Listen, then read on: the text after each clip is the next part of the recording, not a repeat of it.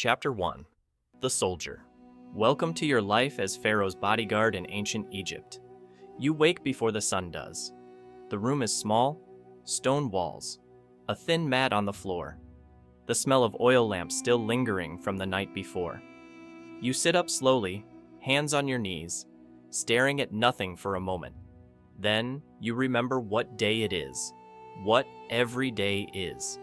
You reach for your kilt and your sandals. Your bronze dagger sits in the corner, blade already cleaned from the night before. You pick it up, you tuck it into your belt. The weight is familiar. The weight is the only thing that ever feels familiar anymore. You step outside into the blue darkness before dawn. The palace complex breathes around you. Guards at posts, servants moving silently with clay jars balanced on their heads. Torches burning low along the columns. You take your position at the outer gate. You stand, you wait, your back straight, your chin up, your eyes forward. This is how every day begins. An hour passes. The sky turns pale gold over the desert. Then a steward in white linen walks past you without looking at you and says, quietly, that you are needed at the inner court. You follow him through corridors of painted stone, lotus flowers, hunting scenes, gods with the heads of animals watching you from every wall. The inner court opens into light, and there he is, Pharaoh. He stands in the center of the room, surrounded by priests and advisors. He is younger than most people imagine. His eyes are dark and still. He does not look at you when you enter. You are furniture. You are a shadow with a blade. You take your position 2 steps behind his left shoulder, and you become part of the wall. This is your purpose. The morning passes slowly. Pharaoh receives officials. He accepts gifts. He speaks, and others write everything down. You stand and watch and breathe quietly and do not exist. A fly lands on your arm. You do not move. Your feet begin to ache on the stone floor. You do not move. A bead of sweat rolls down the side of your face. You do not move. One of the older guards once told you that the skill is not fighting. The skill is disappearing while standing in plain sight. You have become very skilled. Then, mid-morning, something shifts. An official speaks too long. His words become argument. Pharaoh's expression does not change, but his hand rises slightly. You step forward, just 1 step, just enough. The official stops talking. The hand lowers. You step back. No one says anything. No one looks at you. It is as if nothing happened, but your heart is still moving fast inside your chest, and you stand there breathing it back down until you are invisible again. By the middle of the day, the heat inside the palace is heavy and thick. Pharaoh retires to his private chambers for the midday hour. You stand outside his door. Another guard stands across from you. You do not speak. You have stood across from this man for 3 years, and you do not know his name. You know the shape of his scar. You know the way he shifts weight when his right knee hurts. You do not know his name. This is the palace. A servant girl passes with a tray of dates and warm bread. The smell reaches you and your stomach pulls hard. You ate before dawn. A small bowl of grain. A strip of dried fish. It was not enough. It is never enough. But you do not move. You do not ask. You stare forward. The girl glances at you as she passes. Her eyes drop quickly to the floor. Everyone looks away from you. You are the blade at Pharaoh's side. You are the thing that stands between the living God and the world does not know whether to fear you or pity you. Some days, neither do you. When Pharaoh emerges in the early afternoon, he is dressed in traveling linen. He is going to the construction site. You have been to the construction site before. You do not like the construction site, but you follow. The procession moves through the city. People press to the sides of the road and bow their faces to the dust. Children peer between legs. An old man weeps openly at the sight of Pharaoh passing. You walk 2 steps behind and slightly left, eyes scanning constantly, always scanning. A figure that lingers too long. A hand that moves beneath a cloak. A face that watches instead of bowing. Nothing. Today, nothing. But you keep scanning. This is your mind now.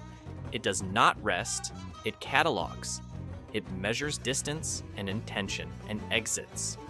Even when you sleep, some part of you is still at the gate. The construction site appears on the horizon first as sound, the low rhythmic percussion of thousands of bodies working. Then, as dust, a cloud of pale yellow rising against the blue sky. Then as scale. You never get used to the scale. Thousands of men moving stone under the sun. Overseers walking the lines. The structure rising in stages against a sky that has nothing else in it. Just desert and stone and the vast, slow patience of something being built for eternity. Pharaoh stops at the edge of the site. His advisors cluster around him. He watches his monument being made.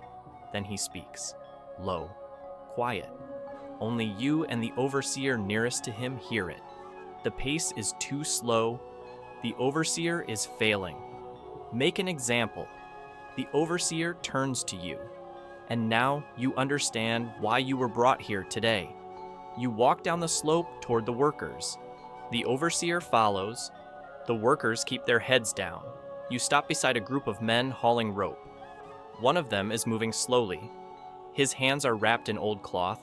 His feet are cracked and bleeding. You raise the rod they have put in your hand.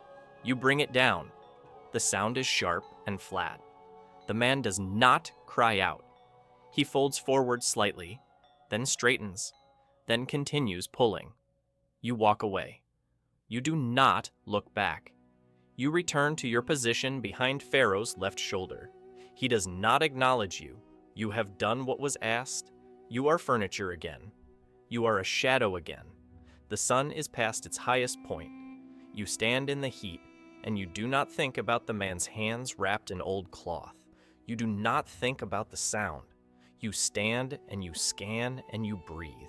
The next day is different. You are assigned to the inner temple complex before noon. There is no confrontation today. No crowds. No construction dust. Today, Pharaoh has a ritual obligation in the sacred gardens. And in the sacred gardens, there are cats. Dozens of them, moving between the columns, sleeping on warm stone, watching everything with the particular calm of creatures who know they are divine. A servant carries a large clay bowl of milk and roasted grain. She sets it down near the sacred pool and steps back.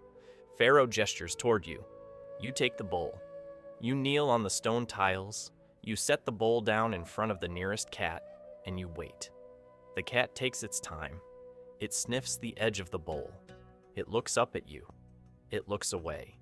It begins to eat. Another cat approaches, then another. You remain kneeling on the stone while the cats eat from the bowl at your hands. Pharaoh watches from a distance, satisfied by the ritual. You look at these small animals eating carefully and quietly, and you think of nothing for a moment. Just the sound of the water in the pool. Just the warmth of the stone under your knees. It is the most peaceful 5 minutes of your week. Then a priest clears his throat, and you stand, and the moment is over. In the early evening, you return to the outer corridor. A senior officer passes and stops in front of you. He does not say anything at first. He just looks at you the way men look at something they are about to use. Then he tells you that you were too slow at the construction site yesterday. That Pharaoh noticed. That next time there is hesitation, the rod will be used on you instead. He says this quietly, almost kindly, then he walks away. You stand at your post. The corridor is empty. You let out one long, slow breath. The torch beside you flickers in a draft from somewhere deep in the palace. You straighten your back. You lift your chin. You stare forward. The days continue like this. Some mornings you stand at the outer gate in silence for hours, and nothing happens, and it is almost peaceful. Some afternoons you walk the perimeter of the palace complex in the heat, checking locks on grain stores, confirming positions of the night guard, carrying the weight of alertness like a stone on your back. Some evenings there are ceremonies. Pharaoh at the altar, priests chanting, smoke rising in thick coils toward the painted ceiling. You stand at the edge of the room and watch the fire, and try to remember who you were before all of this. You cannot always remember. There was a village. There was a mother. There was a smell of bread baking in the evening. There was a younger version of you who used to run barefoot along the edge of the river and had not yet learned to scan every face for threat.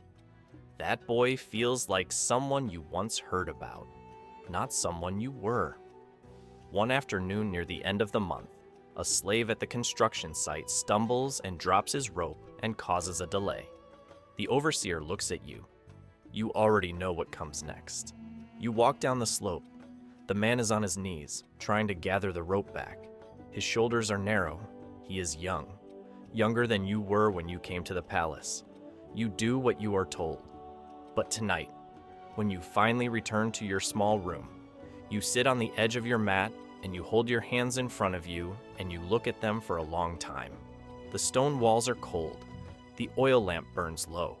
Somewhere outside, a dog is barking in the distance. Your hands look like tools. They look like they belong to someone else. You press them flat against your thighs, and something rises up in your chest slowly, like water through cracked stone. You think about the man at the rope. You think about the wrapped hands at the construction site. You think about the sound the rod makes, and how quickly your body has learned to make it without hesitation, and how the officer praised that once, and you felt something you should not have felt. You think about the cat eating quietly from the bowl in the sacred garden. How that was the only moment in days where you felt like something other than a blade. You put your face in your hands, your shoulders begin to move. No one is here to see it. No one will ever know. In the palace, you are a wall. You are a shadow. You are furniture with a weapon.